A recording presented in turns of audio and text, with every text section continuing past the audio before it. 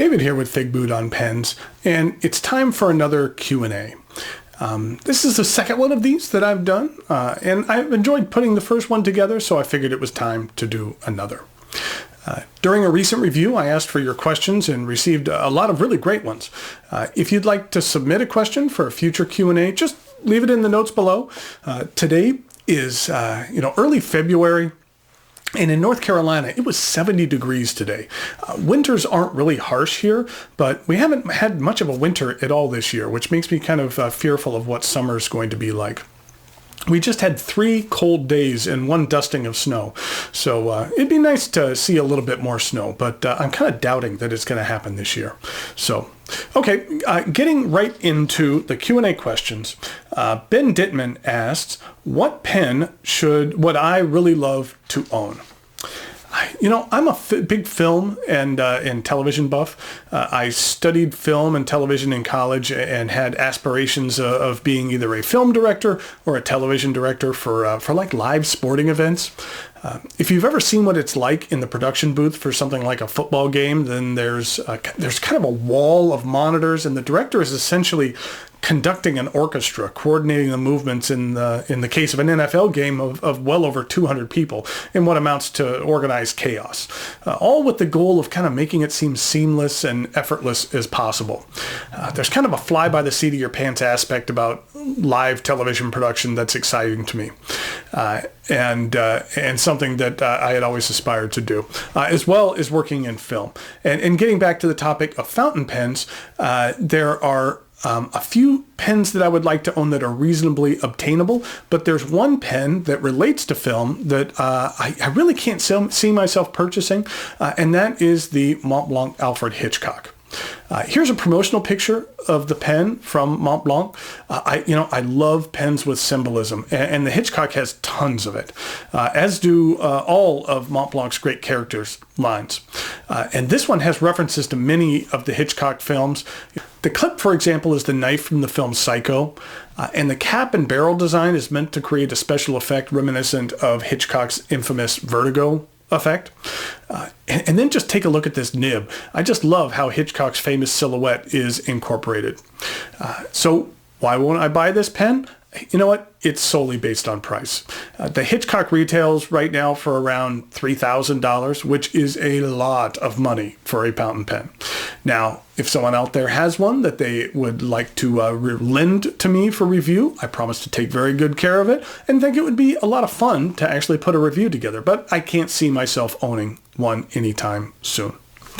Okay, next question is Matthew Snyder asks, what brand of pen provides the best value for the money? Now, value is very subjective. What I categorize as value might not match up with what others do. Keeping that in mind, when you purchase a pen or anything else in life really, you'll either feel you paid too much for what you received. Using an economics term, the utility you obtain from the pen is less than the utility of the money you paid for it.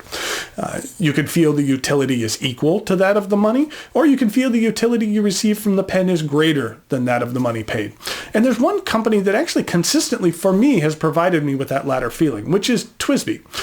I own at least one of each of their current production pens. One of these days I'd like to hunt down a Micarta to check out. I know they don't make that one anymore. And while I care for some of their pens more than others, I typically feel like they provide a very good bang for your buck in regard to the pen you receive. If you're looking to take that step up into that $50 to $60 range of pen, TWSBI has a lot of great options in that space. Next question is Nisbo834 says, I'm going to my first pen show in LA. Any suggestions and tips to make the best out of it? I received a number of questions in regard to pen shows, and also asking like which pen shows I plan on attending this year. I actually plan on making it to 3 shows this year. In April, I'm heading down to Atlanta, which will be a new show for me. I've heard a lot of really great things about that show, and I'm really looking forward to it. In June, there's the Triangle Pen Show, which is right here in my backyard. Not literally in my backyard, but the hotel which it's held is about 10 minutes away from my house. So I really have no excuse to not make it to that show. Then finally in August, I plan on attending the show in DC, which I really enjoyed last year. If you'd like to see what goes on at a large pen show, I have 2 videos on my channel from both the Triangle show and the DC show from last year. If you watch those, I think you'll get a good idea as to what to expect at a show. And I'll put links to the videos in the notes below. So, if you're attending a show, what should you do to make the most of it? I would suggest 3 things. First of all, know that shows are just about as much about socializing as they are about pens. Shows are a great opportunity to make new friends as well as meet lots of folks you might be familiar with in the pen world. At the DC show last year, I really enjoyed meeting a lot of viewers. A lot of you know a little bit about me, and I think it's fun to get to know a little bit about you when I have the opportunity. Second suggestion, most shows are 3 days, Friday, Saturday, and Sunday. Friday is typically the best day to go to a show. The crowds usually aren't as large as they will be on the weekend. And since there aren't as many folks, the vendors are more readily available to assist you with your questions, as opposed to the weekend when they might have 5 people at their table waiting for help. On top of that, if you're there early, you might have a greater opportunity to find something special that's in high demand. It's common at a show to have a particularly hot item that sells out really quick. Then you get to hear about it all weekend from your friends gloating that they were able to pick that thing up. For example, at DC last year, a gentleman came over from Japan and were selling Kobe inks. I waited too long to get to their table, and I went down their color list to pick out the one I wanted. Hey, do you have number 12? Nope, sold out. Okay, second choice. Do you have number 27? All their inks are numbered. That's sold out as well. I think I had to go down to my 4th or 5th choice to finally choose one that they had in stock. And my third tip for making the best out of a show is to have a plan. Have a to-do list. Do some research. A list of vendors is typically available at the show's website. Check out who's going to be there. Check out the sites and the companies you might not be familiar with, and put together a to-do list. It's really easy to get overwhelmed at a show and just wander around for hours looking at things. And while wandering around is part of the fun of the show, I found that it really helps to set some goals and even set limitations for yourself. So you go, okay, I need to pick up 4 pads of paper. I'm not gonna buy more than 3 bottles of ink. You know what? I've heard a lot about this pen company. I want to check out some of their pens. I've heard a lot about Franklin Christoph nibs, and I want to test some of them out at their tables. Things like that. So have a plan. Another tip, a bonus tip, if you will. If you're looking to get some nib work done on one of your pens, there will typically be multiple tables of folks who can do that work for you, whether that's some nib repair or having them do a custom grind. Keep in mind, though, that for the more popular tables, there will be a sign-up list. And you want to get on that list as early as possible in the morning, because once those lists fill up, then that Nibmeister will no longer be available. And if there's someone specific you would like to work on a pen, you want to make sure you sign up early, or else you might miss the opportunity. I had a couple of people ask what I do for a living. I work as a data analyst for a large company that is just outside of the Fortune 500, Fortune 550, if you will. My main responsibilities revolve around creating internal and external facing reporting, financial forecasting, database management, process improvement, things along those lines. I'm basically the keeper of the data. You need data, you need reporting, you got a question that no one else knows the answer to, then I'm the guy that people talk to. Essentially, my job is to make other people look good. Now, I'm not saying that like it's a bad thing. I provide senior management with analytics and reporting and forecasting so they can be better informed as to what's going on with our business. And I provide our customer-facing managers with slide decks and performance metrics which they can present to customers to reinforce what a great job we're doing for them. So I basically live and breathe in Excel and PowerPoint on a daily basis, which is why, when I was looking to manage my own pen and ink collection, what do? I create a spreadsheet. Now, if you're looking for a tool to manage your collection, it's something that might work for you. I call it my everyday carry log. I'll put a link in the notes below to my tutorial on how to use the spreadsheet. And in that video, there's a link to download 2 different versions of the tool. It's something that I use on a daily basis to manage my collection. And if it's something that works for you, then great. Everyone organizes their things differently. So, hey, do whatever works for you. The version of the tool that I maintain has gone through a number of changes over time, which I haven't incorporated into the downloadable version. One of these days I need to update it with a number of new features, so we'll see. It's on the to-do list. It's far down the to-do list, but it's on there at least. Okay, the next question is Banaka Beadwork asks, do you have a pen club in your area? Yes, I do. I'm very fortunate that we do. I live in the Raleigh-Durham area of North Carolina, and we have the Triangle Pen Club, which meets in Chapel Hill. The region around here is nicknamed the Triangle, mainly in reference to the proximity of the three large universities in the area. There's NC State in Raleigh, there's Duke in Durham, and the University of North Carolina in Chapel Hill. And all of their proximity to one another kind of forms a triangle of sorts. The Pen Club meets once a month, and typically we have between 15 and 20 folks in attendance. We have some really great people that do a really good job organizing the meetings, and we have a theme for each meeting. In the past, we have themes around pen storage or Japanese pens or one specific brand of pens. We have guest speakers that come in. Sometimes they'll be members of the club who specialized in a particular pen or brand, or we might have someone come in from outside the area. This past Sunday, we actually had a really interesting meeting which focused on Parker Vacuumatics.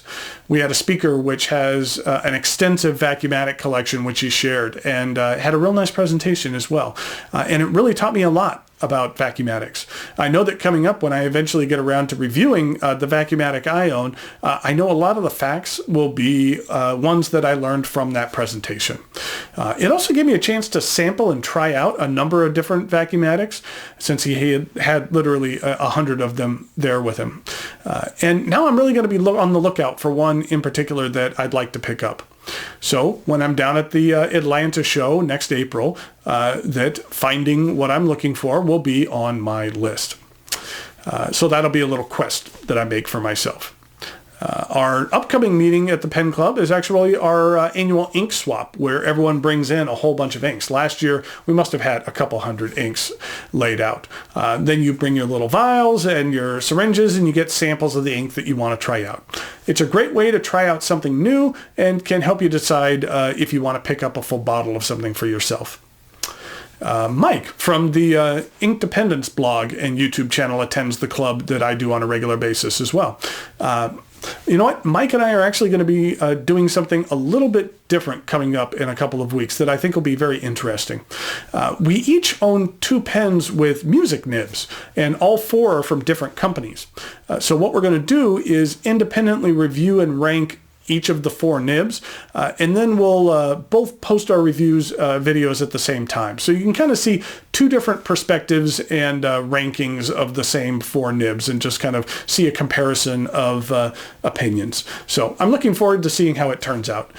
Mike reviews a lot of ink on his channel as well as pens, and does a really good job. You should check him out if you're not familiar with him. It's called Ink Dependence. Then the next question is Templar Ace asks, do shimmering inks like the Geherband 1670 cling to ebonite feeds? You know, I thought this was a really interesting question. Now, my initial thought would be that, yeah, the gold particles would indeed cling to the ebonite feed, especially since ebonite is a little more textured than just regular plastic, and that they might be a bit challenging to remove. So I did a little experiment with Geherband 1670 Blue Ocean. Here's the clean ebonite feed on my Omas Ojiva Cocktail Blue Angel. And then here it is after dipping it in the bottle of ink. Now, I did shake up the ink so the gold particles weren't just sitting at the bottom of the bottle. So this is what it looks like after dipping it in the ink, and then here it is after wiping it with a tissue. You can see that there still is a good deal of shimmer on there. This is what it looked like after running some water over the feed to clean it very gently. The water actually did a surprisingly pretty good job. Then I wanted to try it again after dipping the pen in the ink and letting it dry for a while to see if that might make a difference. You can see here what it looked like dried with lots of particles. And then this is what it looked like after running some water over it to gently clean the feed. And it did a pretty good job. I think that the bottom line here is that when you ink up the pen and wipe off the feed, there's going to be residue on there as you're using the pen. But when you clean your pen, from what I can see, the particles come off relatively easy. Now, this was just a short-term test. If you leave particles on an ebonite feed for months, it might be different. But it turned out a little bit different than I thought it was. But I thought it was just a little bit of an interesting experiment. Next question is Jonathan Burchett asked, have you managed to convert anyone in your daily life to the use of fountain pens? There are a few folks at work who I will show off new pens to, but there's only one who I'm converted. There's one woman who on her own actually decided to pick up a couple of pens, one for her and one for her boyfriend. She picked him up a Metro, a Pilot Metropolitan, and I actually forgot what she picked up for herself. Now that's going to bug me. It was kind of a pen similar in looks to the Platinum Cool, kind of in that family and that price range, but it wasn't a Cool. I'll probably remember it as soon as I'm done with this video. But not long after she had picked these up and began using them, she had done something very nice for me at work. And to thank her, I actually picked her up a Lamy Dark Lilac Safari with some Dark Lilac cartridges and a bottle of Lamy Blue ink. And now she uses her Lamy Safari on a daily basis. Just yesterday, I actually noticed that the black paint was chipping a bit off of her clip. And while if it was my pen, that would really upset me, I would kind of thought it was nice to see on hers. Not that it was nice to see the paint chipping, but it was kind of a leading indicator that the pen is getting used on a daily basis. And that's kind of nice to see. She actually brought her boyfriend to our work holiday party this year. And when we were talking, he said that people ask him all the time about his Metro that he uses, and that he thought that was really cool that his pen gets so much attention. So that was nice to hear. Okay, next question. Jeremy Metha asks, which pen of yours holds the most sentimental value? In regard to sentimental value, I'd have to say it is my Visconti Van Gogh irises. It's not the most expensive pen, but I just think it's beautiful. The pen is inspired by Van Gogh's painting Irises, which hangs in the J. Paul Getty Museum in Los Angeles, which is one of my favorite art museums. You can see here, it just sits on top of a hill, and it's really more of a compound of many buildings. They have a very impressive collection of art, especially considering it's basically a private collection. Irises is one of my favorite paintings, and I believe at one point in time it held the record for the most expensive painting ever sold. It's since been surpassed many times, but I believe it set the record when it was last sold. Here's actually a high-definition picture of irises from the Getty website. You can see here the wide brushstrokes and thick paint that help give irises a really three-dimensional look. And I think that the pen actually does a really good job of capturing the essence of the painting. Now, why is this sentimental for me? I lived in San Diego for most of my life, and I would visit Los Angeles on a somewhat regular basis for day trips or weekend trips and things like that. And we would visit the Getty on a regular basis. So this pen has a lot of sentimental value to me, not because of the pen itself, but what it reminds me of. It reminds me of Southern California, where I kind of consider to be my home. It reminds me of the many trips with my friends and family that we took to the Getty. And it reminds me that it's important to appreciate art. So on top of that, the pen performs fantastic as well. So that helps. Okay, there was a couple of questions about cubes. Mainly, what types of cubes do I own, and what is my personal best solve time? First of all, I do have a number of cubes. I have a couple of official cubes, which are fine, but they really aren't conducive to speed cubing. The action on them just doesn't work that well, the standard one that you could just go pick up at a store. I have one that's called a GAN 365. I don't care for the GAN that much. The action on it is a bit loose, you can see here, for my taste, and I find myself popping pieces out of the cube by accident. I do have, my favorite cube though is called a Shangshu Aurora. I have a few of these, and that this is what one looks like solved, but then this is what one looks like scrambled. So, hopefully this won't be too boring, but let's take a look at this and see if how quickly I can solve this. So I think that the main problem is actually trying to talk and solve at the same time. We'll see how this goes. But typically, I can solve the cube between a minute and 1:15 seconds. And that my best time is 48.6 seconds. Now, I would love to get this down under 30 seconds on a regular basis. But in order to do that, then I would have to basically learn a new methodology. The methodology I currently use, for the most part, I'm going as quick as I can, and it would take a lot for me to figure out how to. I really can't go quicker than I go with this. So it's all about teaching my brain how to do something all over again that I've been doing for years.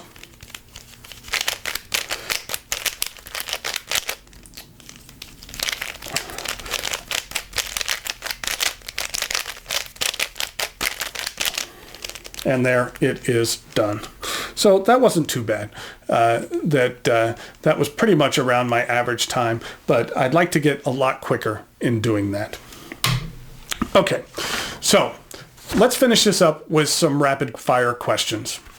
Do you live with any pets? Yes. We recently were given a very nice fish tank by a family friend, and so I've been busy trying to keep fish alive. There have been successes and there have been failures. Have you ever purchased a fountain pen through a Kickstarter campaign? Yeah, the Tactile Turn Gist. It's a great pen. I have a review of it here on my channel. I'll put a link in the notes below. That it's a great pen that you should check out if you haven't already. Have you ever purchased or finished an entire bottle of ink? No, I have not, but I'm about 2/3 of the way done with a bottle of Konpeki. So I might actually finish that bottle this year. Have you considered ink reviews? Yeah, I have. It's something I've considered, but I want to make sure I do it right. When I started considering to do pen reviews, I really debated about it for a while and really wanted to make sure it was something that I could have a unique voice in and bring something new to the table. I just want to make sure that I can do the same for an ink review. I want to come up with a format that's a little different than you're used to seeing and make it as entertaining as possible rather than only seeing ink go down on a paper. There's a number of folks out there that do some really great ink reviews, and once I start with a few, I want to make sure that it's something I'm proud of. And finally, how does your family feel about fountain pens? They tolerate it. Barely. They're pretty much just sick of me talking about pens. They really have no interest, and that's why I go to pen club meetings and attend pen shows and make YouTube videos so that I can have an outlet for the hobby as opposed to tormenting everyone in the house and having them look at a new pen, which in their mind looks pretty much like the same 20 pens I asked them to check out previously. And that's fine. Pens are my things. They have some other things that they're into. And then we have other hobbies that we share together.